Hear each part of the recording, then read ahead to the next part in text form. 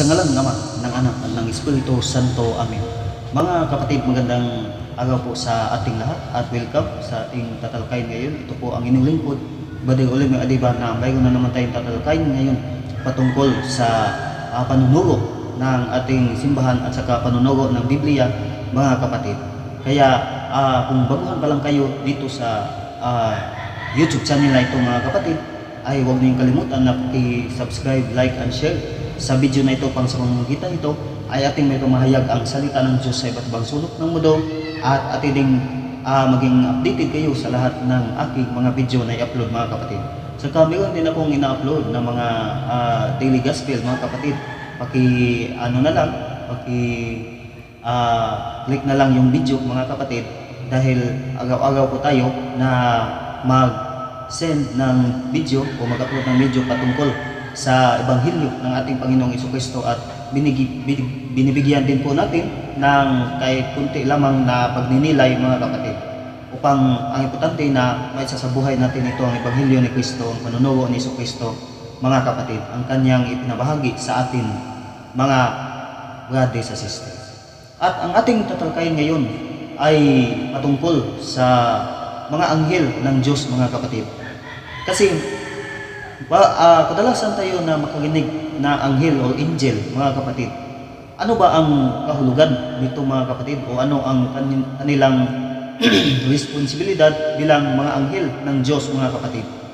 Atin pong tandaan na ang mga anghel po ay napakarami na hindi talaga ito mabilang, mga kapatid, na ating mababasa sa Hebreo 12:22 na sinabi diyan na ang nilapitan ninyo ay ang Sion, ang bagong Jerusalem, na may mga anghel na hindi mabilang. So yung pong langit na Jerusalem, bagong Jerusalem na langit, na napakaraming mga anghel na hindi mabilang. So marami pala itong mga anghel, mga kapatid. Ngunit ano ba ang kahulugan nito? Kung ating i-google, mga kapatid, dyan sa ating natin sa cellphone, na mababasin natin dyan na angel, a spiritual being believed to act as an attendant, agent, or the messenger of God. So ito palang anghel, mga kapatid, ay isang espiritu na being na may tinatawag na isang itong persona, kasi ang persona ay may intellect and will. May free will, mga kapatid. Kaya tinatawag din yun yung mga anghel na persona, kasi alam din nila ang may pag-iisip din sila, mga kapatid, no? So yun po, persona din ang anghel. Tandaan po natin na hindi lahat ng persona ay tao, ngunit lahat ng tao ay persona. So yun po ang logic. Kasi a person is a being with intellect and will. So yung mga anghel may intellect and will. Ang Diyos may intellect and will. Ang tao may intellect and will.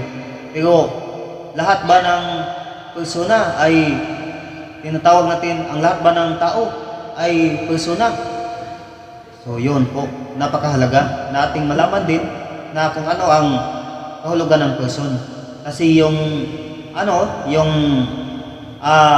mga tao, lahat po ng mga tao ay mga person o persona. Kasi ang tao ay may intellect and will, may pag-iisip, mga kapatid. Ngunit ang anghel ay may pag-iisip din, si matatawag natin na persona. Person din ang anghel. Ngunit hindi siya tao, mga kapatid, no? Ang anghel at saka ang Diyos ay hindi tao.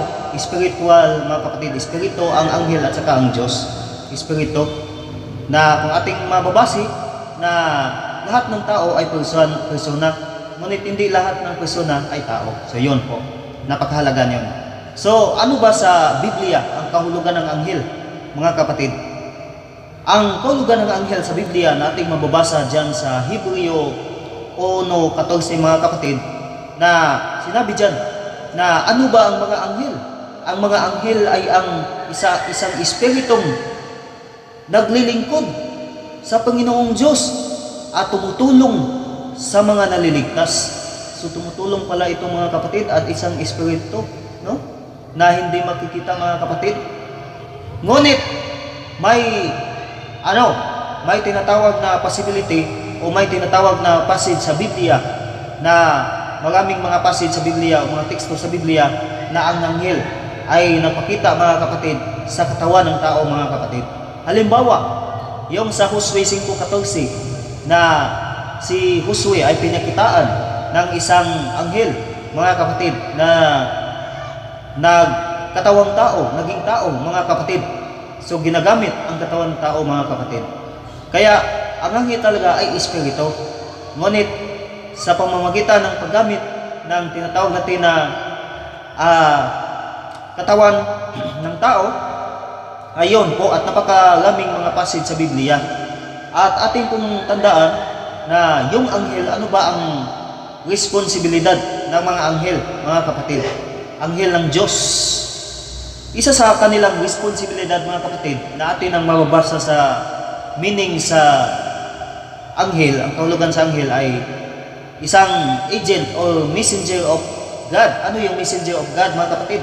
It is also to fulfill the revelation of God mga kapatid, na tumutulong din ito sila upang matupad ang pahayag ng ating Panginoong Diyos mga kapatid. Sila ay inuutosan ng Panginoong Diyos upang ang hula o ang tinatawag natin na revelation, ang pahayag sa Diyos ay matupad mga kapatid. Halimbawa po sa Mateo 7:14 na hula po yan na ang isang babae ay maglilihi mga kapatid na si Mother Mary. Saka sa bagong tipan sa Mateo 1:20 na napakalinaw na si Maria ay naglilihi sa lalang ng Espiritu Santo, at si Jose hindi talaga niya na si Maria na tinatawag na tanan mga kapatid, hindi niya tinatanan si Mother Mary. So hindi po niya sinisix mga kapatid, kasi si Jose ay napakabuting tao, napakatuwid, no? At saka gusto ni Jose na hiwalayan si Maria mga kapatid. Ngunit sa pamamagitan ng isang panaginip, ang anghel ay napakita kay Jose mga kapatid. Mateo 1:20 na, Jose, huwag kang matakot, ang iyong asawa, ipatuloy mo ang papakasal sa kanya, kasi ang iyong asawa na si Maria ay naglilihi na lalang sa Espiritu Santo. So yun po, sa pamamagitan ng panaginip ay nagbibigay ng message ang anghel na ipinadala ng Diyos mga kapatid sa pamamagitan ng panaginip ni Jose. So yun po. Kaya sa sa Lucas 1:28-35 na si Anghel Gabriel mga kapatid ay pumunta kay Maria, nagsabi na maggalak ka at saka sumasa iyo ang Panginoong Diyos at ikaw ay kinaluluguran ng Diyos, mapuno ka sa Espiritu Santo. So yun po, mapasailalim ka sa kapangyarihan sa kataas-taasang Diyos. At dahil nito ay ipanganak mo ang isang banal na bata, at yun po ay si Jesucristo. So ang anghel po yun ang nag-message kay Maria mga kapatid. So napakalinaw na ang anghel, isa sa kanilang responsibilidad, isa sa kanilang layunin na bilang tinatawag na messenger of God na maghahatid sa mensahe upang ang hula ay mapupil o ang mga revelation, ang pahayag ay sa katuparan mga kapatid. So yun po. Kaya napakaraming passage sa Biblia na ang anghel ay nagbigay ng mensahe mga kapatid.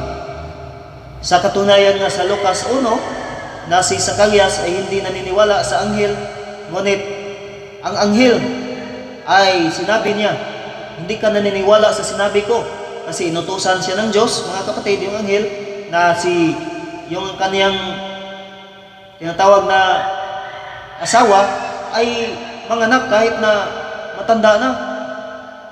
So, yun po, hindi siya naniniwala. Kaya sinabi ng anghel, sige, maging pipi ka hanggang sa matupad ang sinabi ng Panginoong Diyos. So yun, ang anghel din yun, mga kapatid, ang nag-ano ni Zacarias. So, nabigay ng mensahe. Dahil po, ang anghel po, isa din po sa kanilang responsibilidad o layunin, mga kapatid, ay sila ay sinugo ng Diyos o lingkod. Natin ang mababasa sa yung kanina, sa Hebreo 1:14. At ang anghel ay tumutulong. Ang anghel ay pumapayo o ipinadala ng Diyos upang sundin sa sangkatauhan. Dahil ang sinasabi ng anghel sa pangalan ng Diyos. So sa pangalan ng Diyos, sa kapangyarihan ng Diyos, sa utos ng Diyos. Saan mo mabasa? Napakalinaw. Sa Genesis 23, 20 hanggang 21, na sinabi dyan na magpadala ako ng anghel.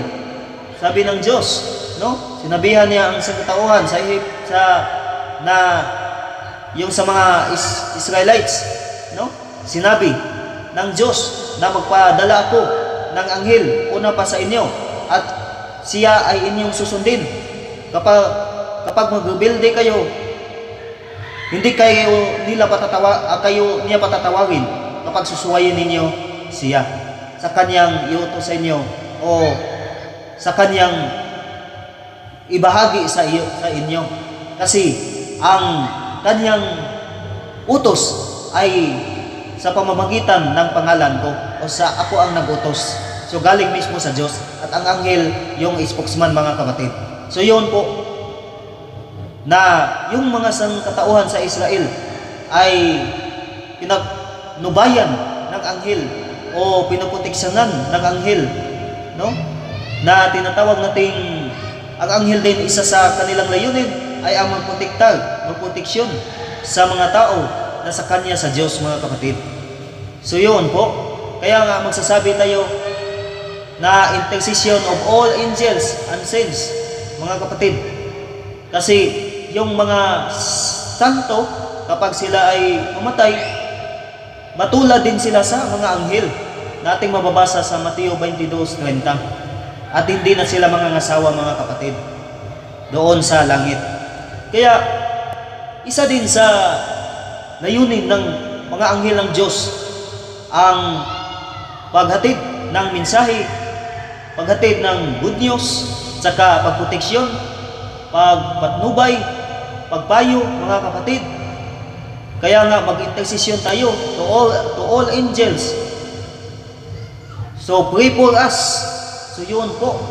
Pero hindi natin sinasabi na yung mga anghel ay Diyos, dahil sila po din ay tumutulong, natin ang mababasa sa mga naligtas, Hebreo 1:14, at saka sa Genesis 48:16 na binasbasan ni Jacob si Efraim at si Manasseh, na sinabi niya na ang anghel na nagligtas sa akin, so niligtas pala siya ng anghel, si Jacob. So ang anghel ay tagapagligtas pala, no? So ito ay tagapagligtas na tinatawag natin na instrumental salvation. Yon pong instrumento na pagligtas, pero hindi principal salvation. Atin po yung tandaan kasi hindi yan magkatulad. Yung principal salvation, tanging ang Diyos, naligtas sa Diyos ang magliligtas. Ngunit ang instrumental salvation, gagamit ang Diyos ng instrumento upang maligtas ang tao. Halimbawa, yung mga anghel, yung mga santo, mga kapatid, mga banal. Kaya nga na for all the saints and angels, pray for us for the intercession of Mother Mary.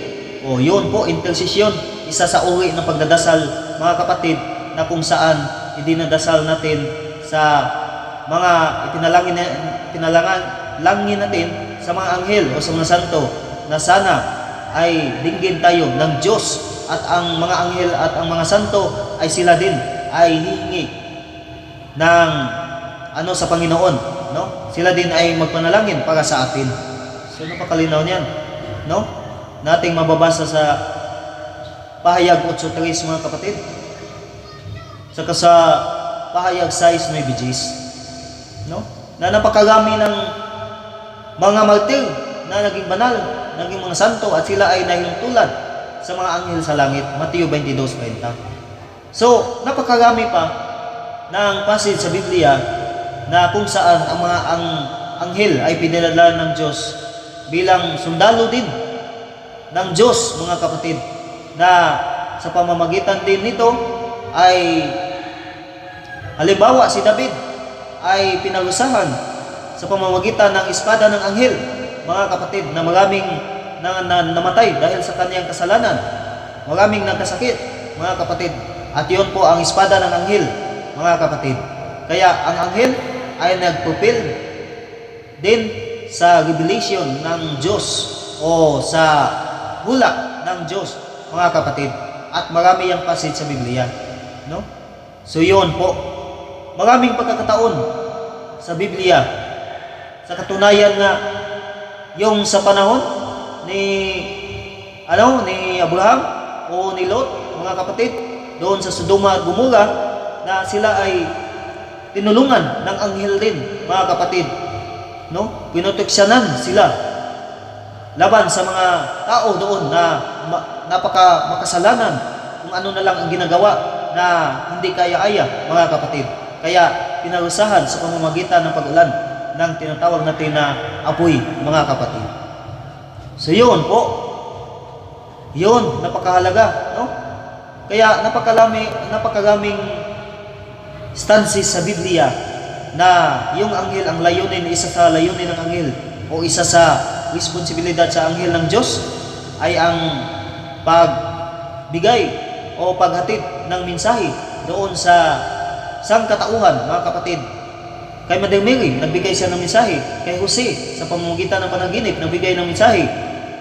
Sa sa kay Jose na Jose the Redeemer, mga kapatid, no? Sa Genesis 48:16 na siya ay niligtas ng anghel. So ang anghel ay tagapagligtas pala na tinatawag natin na instrumental salvation. At saka sa Hebreo 1:14, ang anghel ay espiritu at naglilingkod, at ang anghel ay tumutulong sa mga naligtas, mga kapatid. At ang anghel din ay ang sumasabaybay, no? O tinatawag nating magproteksyon, mga kapatid, na ating mababasa sa Genesis 23:20 hanggang 21, mga kapatid, na pinoteksyonan ng anghel ang mga tao, mga kapatid, mga Israelites, sa kanilang paglakbay doon sa kukunin nila na mga lupain, mga kapatid. So yun po, si Moises po, yung nila, no? Yung ginagamit ng Diyos na instrumento din. So sana po na mayroon tayong natutunan ngayon patungkol sa anghel, mga kapatid.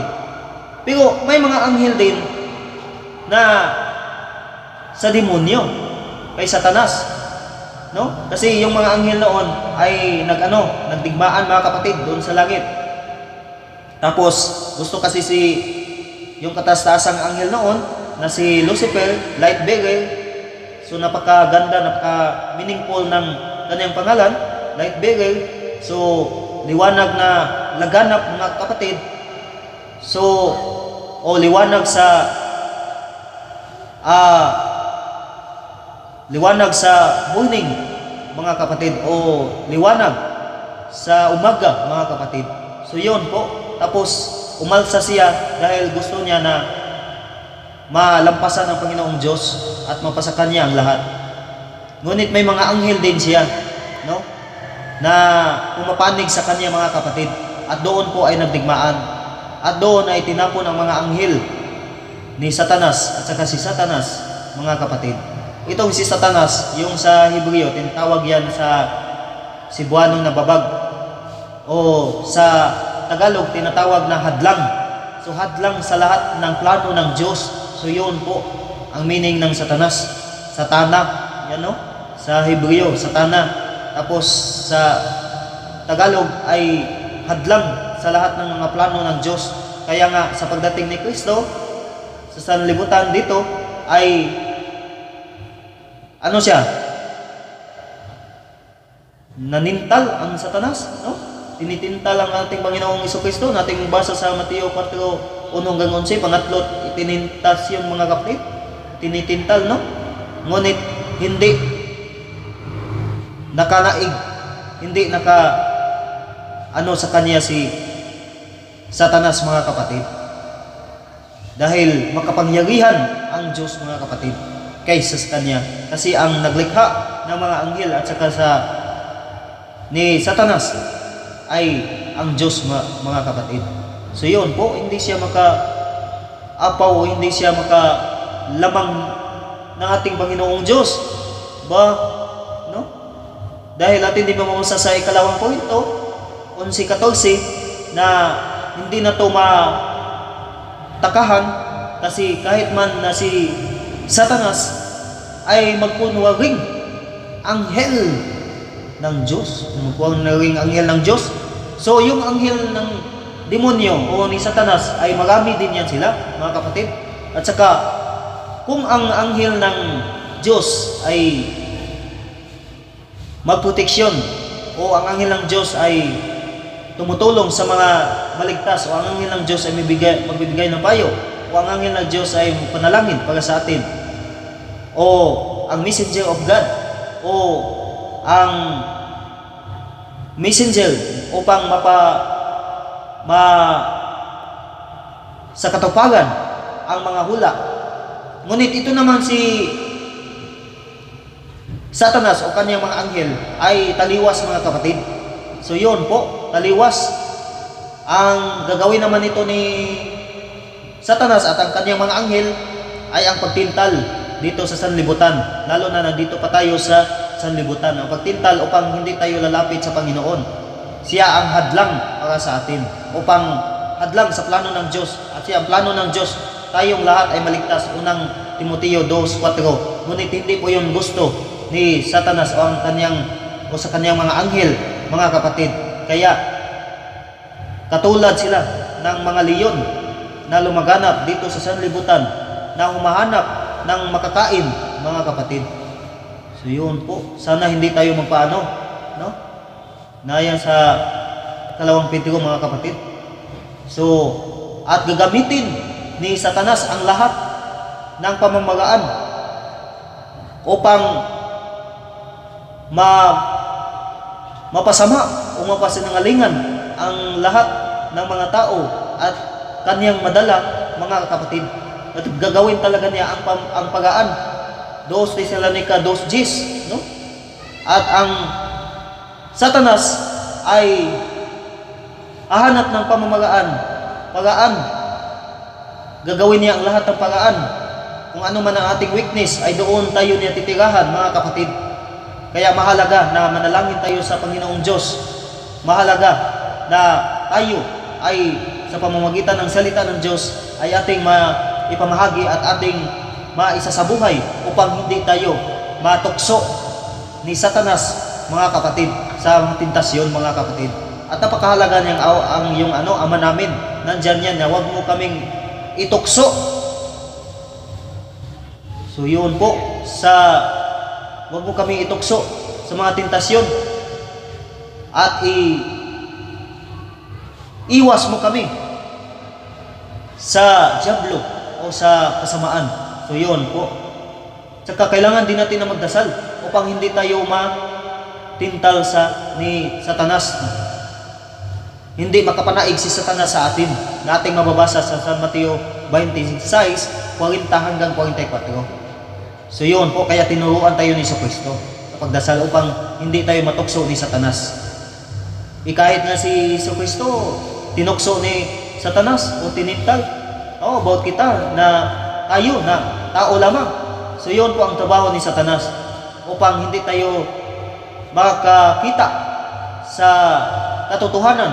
Tayo ay bubulagan niya, mga kapatid. Kaya tayo ay titipas sa katotohanan. So yun po, sana po hindi tayo magpadala sa kanya, sa diablo o sa demonyo, mga kapatid, mga brothers and sisters, no? So napakahalaga po niyan. At sa pamamagitan ng salita ng Diyos, yun po ang ating panangga. Sa pamamagitan ng mga sakramento, baptism, confirmation, reconciliation, matrimony, Eucharist, Holy Order, anointing of the sick, yun po napakahalaga na isang maka-sanctifying grace, mga kapatid, na tinatawag nating biyaya patungo sa pagkabanal o pagkasanto, mga kapatid. Unang Korinto 14:33 na Church of Sin. So, Church of Sin. Kaya, hindi tayo magpatukso, mga kapatid. Lagi tayo magdasal, manalangin sa Panginoong Diyos. Sa pamamagitan din ng mga anghel na nasa langit, nagabayan tayo nila, mga kapatid. Saka sa mga santo, mga kapatid, atin yan tatalkayin ang mga santo sa mga upcoming natin ng mga video, mga kapatid, no? Panalangin ng mga santo. Saka nanalangin tayo sa mga anghel, hindi bilang Diyos, kundi bilang tinatawag na dulya o paggalang, mga kapatid, na panalangin. Nanalangin tayo sa kanila dahil sila din ay manalangin para sa atin ng mga buhay, mga kapatid. So, yun po. Ang mga anghel ay masasamba din natin. Anong pagsamba na ating iano sa kanila, ibigay? Yun po ang tinatawag na pagsamba na dulya na pagsamba. Pagsamba na paggalang, worship. Worship to respect. Dahil ang meaning ng worship ay isa din is to respect. Na hindi lahat ng pag-worship ay wino-worship na bilang Diyos. At yun po ang tinatawag na laterya na tanging sa Diyos lamang ang laterya. Ngunit ang dulya, mga kapatid, hyperdulya, ay yun po ang paggalang, pag-worship, pagsamba sa mga anghel na paggalang lamang, mga kapatid. At kay Mother Mary, hyperdulya, mga kapatid. Meron ba tayong masin sa Biblia? Meron po. Sa Uswe 5:14 na si Uswe ay yumukod at sumamba sa harap ng anghel, mga kapatid. Saka sa pahayag 3:9 na sinabi ni Kristo, pasasambahin ko sila sa iyo, yung anghel sa Philadelphia, isa sa anghel sa iglesia, 7 na iglesia, yung Philadelphia, yung Smyrna, yung Laodicea, yon po. So, isa nito ang anghel na sinabi ni Kristo, pasasambahin ko sila sa iyo. So, pasasambahin pala. Pagsambayan na hindi bilang Diyos, kundi bilang paggalang. Worship na to respect, mga kapatid. At hindi po yan bawal. Kasi to respect lamang yan. Dulya lamang yan, mga kapatid. Hindi naman natin na ang kataas-taasang Diyos, yung sambahin natin na tinatawag na laterya na tanging sa Diyos lamang, nating mababasa sa Mateo 4:10 at Salmo at sa awit 99:5, mga kapatid. So ang kataas-taasang ating sambahin ang Diyos, yun po ang kataas-taasang pagsamba, nasa Diyos mismo, direkta sa Diyos, pagsamba mismo sa Diyos. Ngunit mayroon namang pagsamba sa mga banal, pagsamba sa mga anghel, sa mga santo, mga kapatid, na tinatawag na dulya o hyperdulya kay Mother Mary. So yun po. So sana po at ating sasagutin ang mga tuligsa sa ating mga kapatid, iba't ibang mga kaibayo, sa coming natin na video patungkol sa panalangin sa mga santo o sa mga anghel, mga kapatid. At dito na lang po ako at maraming salamat sa inyong lahat. Sana po mayroon kayo natutunan patungkol sa angel o anghel, kung ano ang anghel, at nagbibigay ako kung anong kunti lamang kung ano ang kanilang layunin o ano ang kanilang responsibility na sila ay sinugo ng Diyos, mga kapatid. Ngunit tandaan natin, mayroon ding anghel na umarito sa sanlibutan nating babalikin, na humahanap ng kakainin upang hindi tayo maligtas at tayo ay ipaiwas sa katotohanan, mga kapatid, at hindi tayo magpadala, hindi tayo magpatukso, mga kapatid, sa pamamagitan ng ating pagpanalangin sa Panginoong Diyos, pagdasal, o sa ating pagbabasa ng Biblia, o o sa ating paghusalyo o sa ating pagkumpisal, no? Sa mga sakramento, mga kapatid, ang napakahalaga po niyan.